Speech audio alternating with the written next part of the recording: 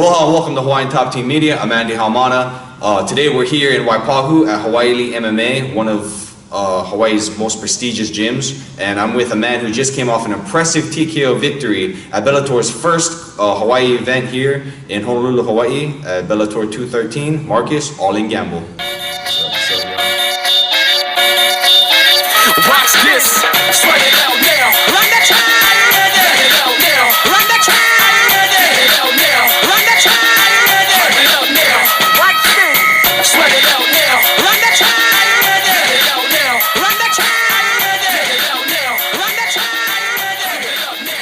Well, Marcus, so where are you from and where did your journey into MMA begin?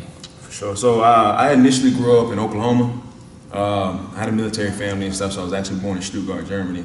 But yeah, we traveled around a little bit. My mom finally settled in Oklahoma. So I grew up there basically from the time I was about 7, 8 years old till I went to college. So I did a lot of wrestling stuff from middle school to high school. I was mainly a football guy, went out for football. It's the big thing in Oklahoma, wrestling or football.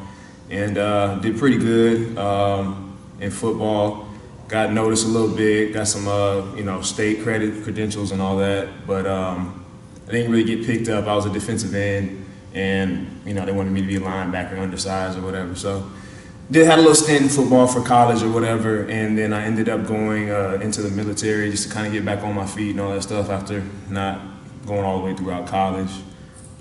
So once I got into the Army and everything, I was an intel cat, so I got real into my job, started loving it, kind of fell in love with the Army a little bit, went on deployment, all that stuff. And deployment's really what introduced me to the whole martial arts game.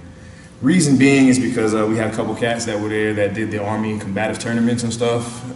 They were some jiu-jitsu heads pretty much, and a couple brown belts, a couple purple belts. And they just started showing me the ropes because I was a wrestling cat and I used to wrestle with a couple of them. I used to toss them around or whatever, but I get choked out all the time, And I wanted to learn that stuff. I wanted to, see how they kind of set up those little traps and all those things. And this got me really intrigued, it was kind of like that mind game. And so that took me into just learning all about jiu-jitsu. There were some guys that did some taekwondo and stuff like that, Krav Maga, just a couple, different martial arts disciplines. And so I kind of just started running with that group throughout deployment, lifting and all that stuff with them. When I came back, they had a combatives tournament up there at Fort Campbell, and I entered that tournament and got a couple arm bars, Americanas and all that stuff, and I ended up getting 3rd place. Went against this real big guy. I don't even know how he was in the Army, man. He was like 280. Yeah. But yeah, he got me pretty good. I was just tired, man. You go back to back in those tournaments. Like, you hit a match, 15 minutes later, you go on to your next match, So awesome experience for me, man. It just opened my eyes up to that martial arts world. And so I started doing boxing and stuff with a couple cats too. That was what I really wanted to get into. I always tell people, man, I used to watch videos all the time, Roy Jones Jr. and Mike Tyson. Just the power and stuff. I always wanted to have that power and throw those kind of punches. So yeah, I started kind of, trying to put things all together. It's just so many disciplines and not enough time, you know what I'm saying? 100%. So I definitely, I started trying to stick more to the boxing aspect and a little bit of the no-gi jiu-jitsu. Now, I wasn't really into the whole gi thing, just all the collars, chokes and stuff. So came to Hawaii, man, and that's what blew it up for me. Got here and I was just amazed, man, how many people, stand-up artists, strikers out here and stuff. Yeah. So yeah, I went to my first fight out here. It was down there at the Filipino Community Center. The man of stand-up fights, man. I was like, oh yeah, I could do this. Yeah. I could do this. I want to do this.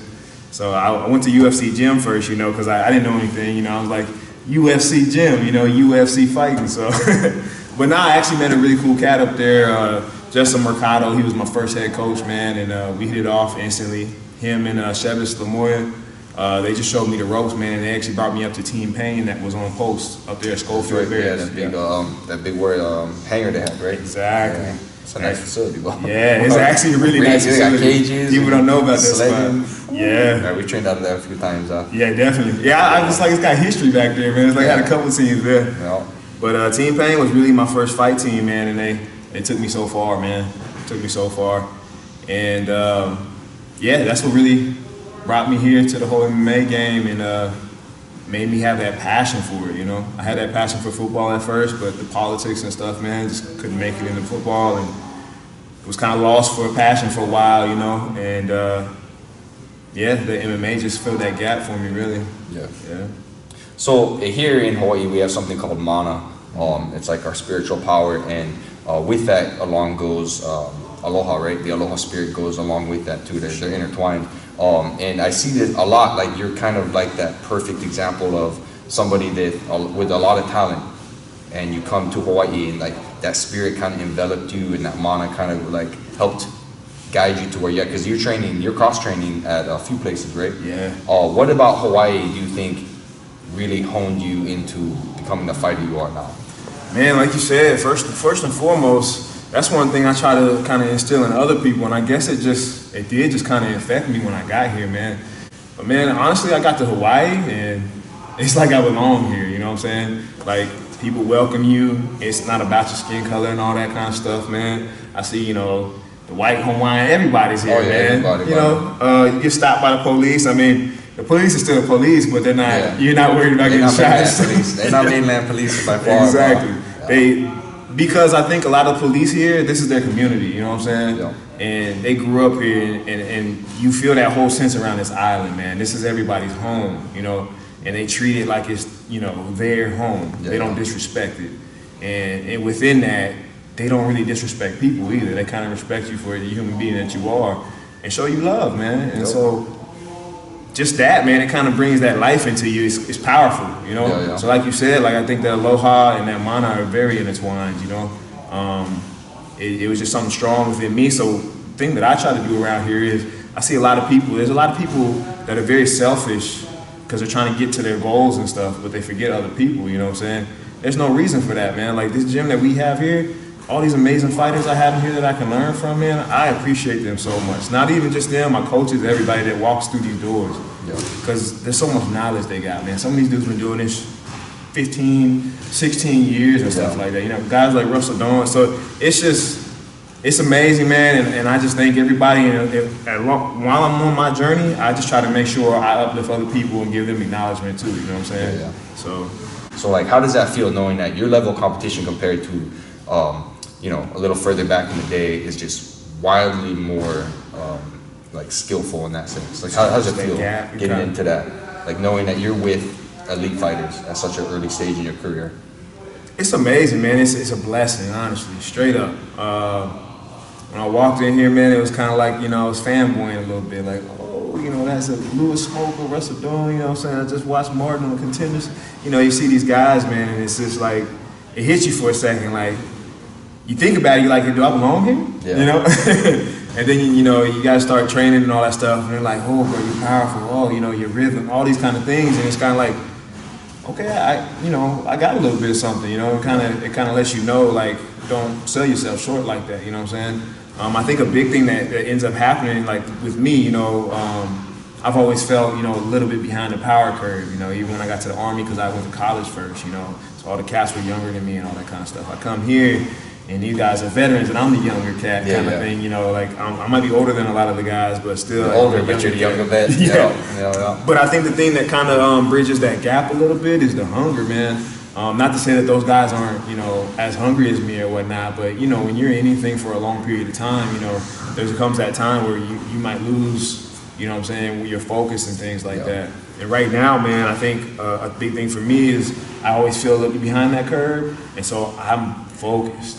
I'm honed in on what I got to do, and I'm just trying to get it. You know what I'm saying? Fights coming my way, I'm trying to get it. You know, got a promoter, a matchmaker hits me up. I'm like, all right, cool, let's get it. It's just straight like that. Yeah. So, but no, man, just about my team and everything, it is a straight blessing, man. It's a straight blessing, and I appreciate them so much. And it's a bunch of coaches in there at the same time, man. You know what I'm saying? So, yeah. And so, do you believe that, because I've noticed that it's kind of a taboo, especially in the mainland, where you don't really train with other gyms, you don't train with other instructors. But here in Hawaii, we have this sense of community where almost every fighter cross-trains. Here, there. You cross-train. Do you think that's been a big part of developing who you are as a fighter right now?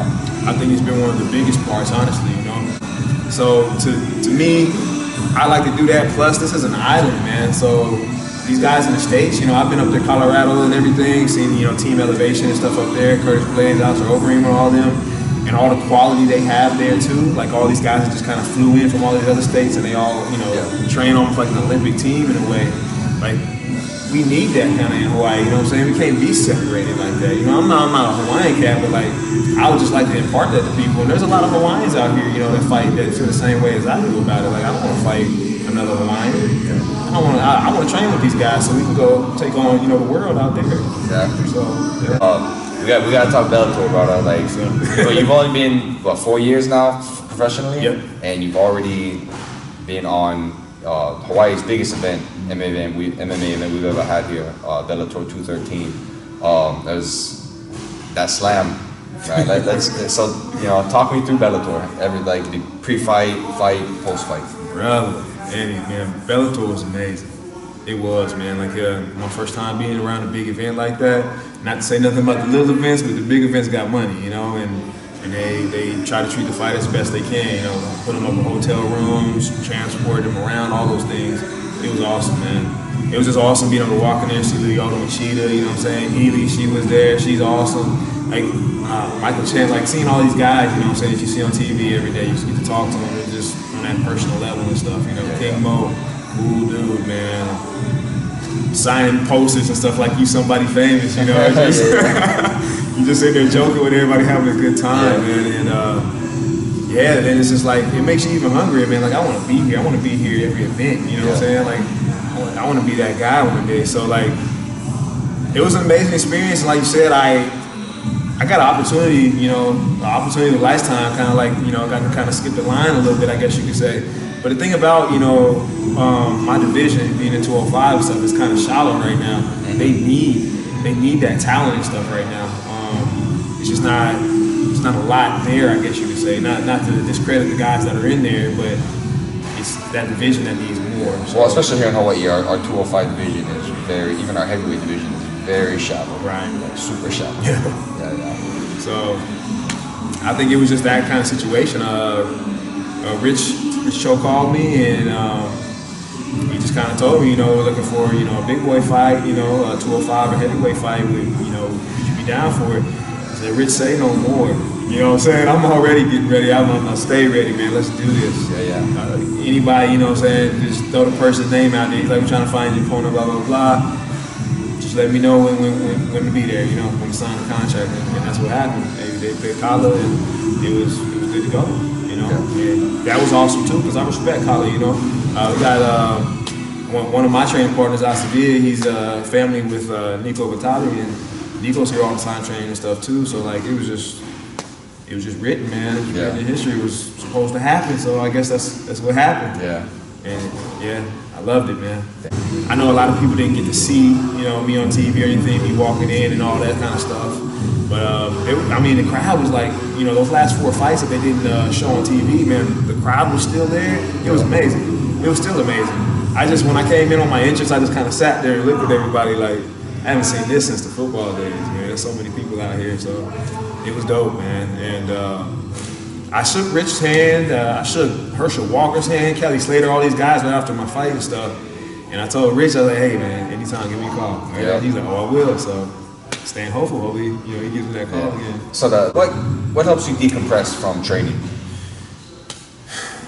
I like lifting weights, man, so it's kind of tough, man. Like if you're not near a gym, what do you do? Eating. So. If I'm not near a gym at all, man, I'm just, I'm a little bit of a gamer, man. Okay. I game and all that kind of stuff too. Like I said, I was an intel cat in the Army, man, so like for some reason, I just like learning about what's going on in the world. Like I read a lot of news, man. I'm always like up on, not really politics, but just events that are happening in the world overall. So, just kind of being, you know, listening out for what's going on in the world and probably playing a little video game, man, to turn my mind off a little bit. Well, hopefully we'll be playing a Bellator video game or an MMA game with you in it, right? Hey, man, that'd be tough. One day, brother. Hopefully they don't mess my ratings up, you know what I'm saying? That'd be the one. All right, perfect, brother. All right, so Marcus Gamble, thanks for coming by. Appreciate it. Thank you very much. Brother. We look forward to you in your career, brother. And thanks for joining us here at Hawaiian Top Team. I'm Andy Halmana. Ahui ho. this. Sweat it out now. Run that track. Let it out now. Run that track. Let it out now. Run that track. Let it out now. Watch this. Sweat it out now. Run that track. Let it out now. Run that track. Let it out now. Run that track. Let it out now. Causing catastrophes. Lyrically, I'm focused. Hustling musically with my orchestrated opus. Come on, a classic. Welcome to the sequel of the Come on, a classic.